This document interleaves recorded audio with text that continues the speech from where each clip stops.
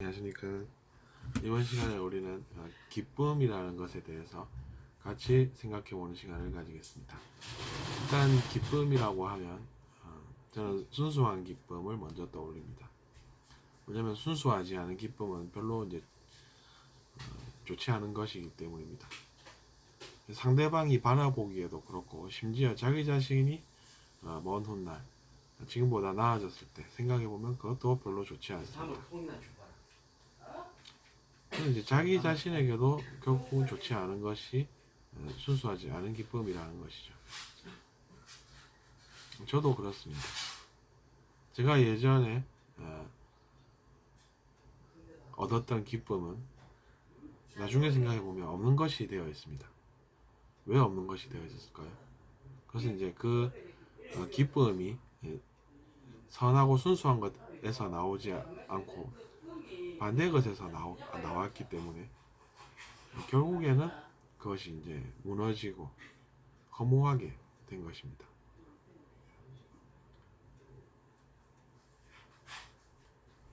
그리고 우리가 선한 것이라고 하는 것이 좋은 것은 그것이 이제 나중에 봤을 때 부작용이 없기 때문입니다. 우리가 흔히 부작용이라는 이야기를 할 때는 그것의 단점을 이야기합니다. 그러니까 장점만 있는 줄 알고 우리가 그것을 행했다가 나중에 시간이 흘러서 봤는데 좋은 것이 아니더라 이렇게 되니까 그런 것을 자기 자신도 이제 나중에 내가 선택해야 할 사항에 빠져 있게 되는 것입니다. 근데 이제 우리가 기쁨이라고 하는 것은 필요한 것이 분명합니다. 기쁨이 없이 사는 것은 사람으로서는 살 수가 없는 그런 인생인 것이죠. 그래서 기쁨이 있는 삶을 우리가 추구하는 것이 사람의 인생이고 그 기쁨이 그러면은 어떤 것인가 또 어떤 기쁨이 좋은 것인가를 또 우리가 알 수 있는 것입니다. 그러면 우리가 어떤 기쁨이 좋은 것인가를 생각하게 되니까 그것에 대해서 연구를 하게 되는 것이죠. 그래서 이제 실험을 해봅니다. 상대방을 도와주는 기쁨을 우리가 연구해 볼 수가 있습니다. 정보에 따르면 이타적인 마음으로 누군가를 기쁘게 하면 내 삶에 어떤 영향이 끼치는가 이런 이제 영향도를 분석을 해볼 수가 있는 것이죠. 그래서 이제 그것을 분석을 해볼 수가 있어서 우리가 실제로 이제 연구를 해봅니다. 그러면 상식적으로 생각해 봤을 때도 사회적 정의적 차원에서 봤을 때도 누군가의 삶에 도움이 됐는데도 불구하고 좋은 일이 없다라고 하면 정의에 부합하지 않습니다. 그러니까 다른 사람들이 그것을 알게 되니까 알았으니까 그 사람들이 가만히 있을 수가 없겠죠. 그러니까 이제 그런 사람은 도와주겠다고 나서는 사람들이 생기는 것입니다. 근데 교묘한 사람들도 있습니다.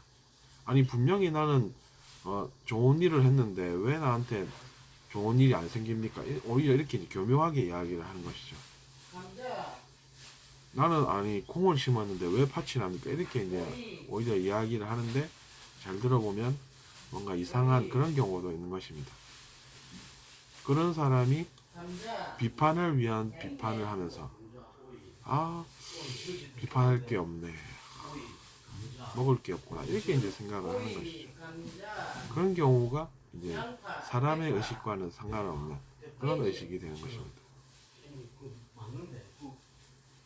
그래서 우리가 우월의식의 교육은 좋지 않다라고 하는 것이 너는 다른 사람들보다 우월하다, 너는 무조건 이겨야 된다 이런 교육을 받게 되면 이제 진짜로 그런 줄 알게 되고 그러니까 이제 사람의 삶을 살기보다는 이기기 위한 삶을 살게 되고, 그렇게 되니까 나중에 시간이 갈수록 결과가 좋지 않은 것입니다.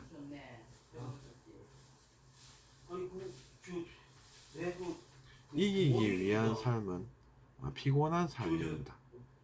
그리고 선하게 선한 행동과 악한 행동에 대한 개념 없이 그것보다 이기기가 더 중요하다 이렇게 되니까 이제 그것이 이제 사회적 문제로 커질 수가 있는 것입니다.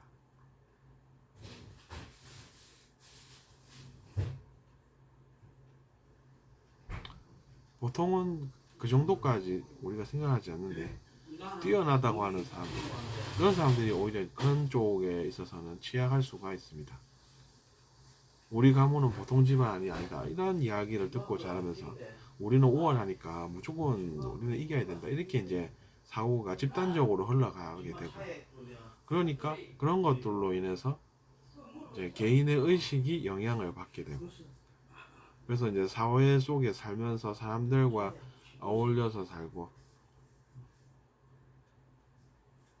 더 높은 진실을 연구하면서 살고, 그래서 사람들의 인정을 받게 되고, 그런 자연스러운 흐름의 삶을 선택해야 함에도 불구하고 그것이 아니라 존경은 받아야 돼서 존경의 욕구는 있는데 행동은 존경받을 행동을 하는 것이 아니라 그냥 우월하니까 이기기 위한 삶을 살게 되고, 그러니까 이제 존경을 받아야 되는데 그 반대의 것을 얻으니까 공 심은 곳에 왜 팔신하냐고 이제 불만을 하게 되는 그런 삶을 사는 것이죠. 그래서 그런 것은 제가 볼 때는 좋은 것이 없고 뭔가 개선의 여지가 분명히 존재하는 그런 것이 됩니다. 그래서 우리는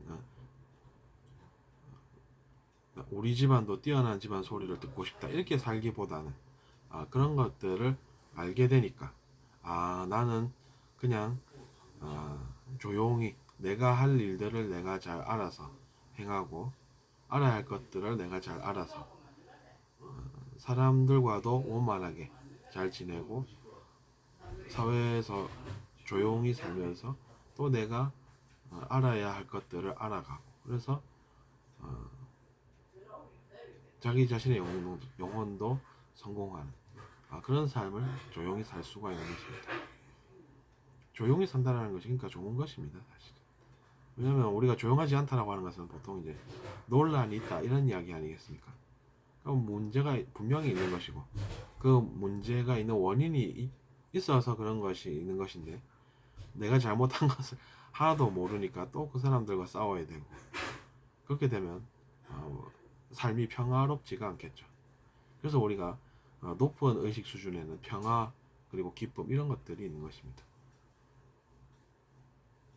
그리고 죄를 짓는 인생도 기쁜 삶이라기보다는 일시적으로 죄를 지어서 기뻤다가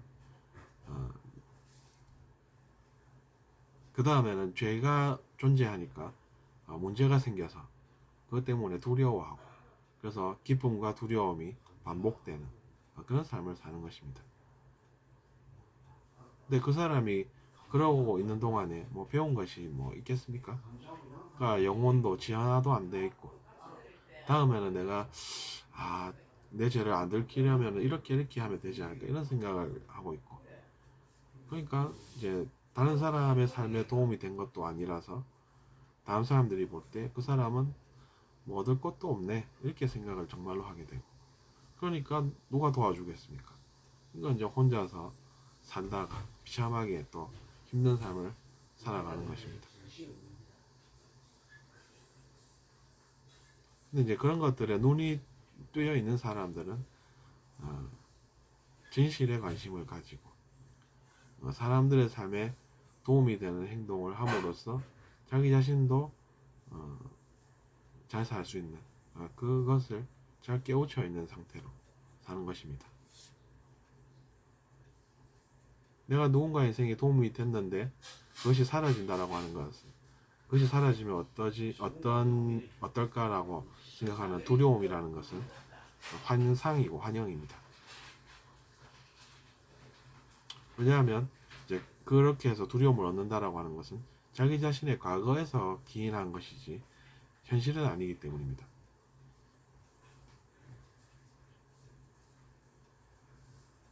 난 분명히 누군가의 인생에 도움이 되는 행동을 한 것 같은데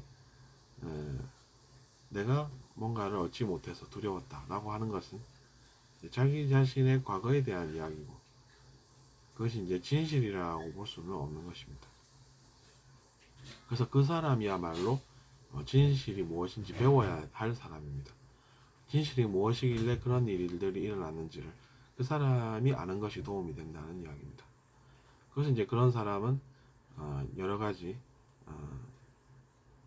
배움을 통해서 진실을 깨달아서 이러이러해서 이렇게 일들이 또 일어나게 된 것이구나 라는 것을 알아서 또 조용히 잘 살 수가 있는 것입니다.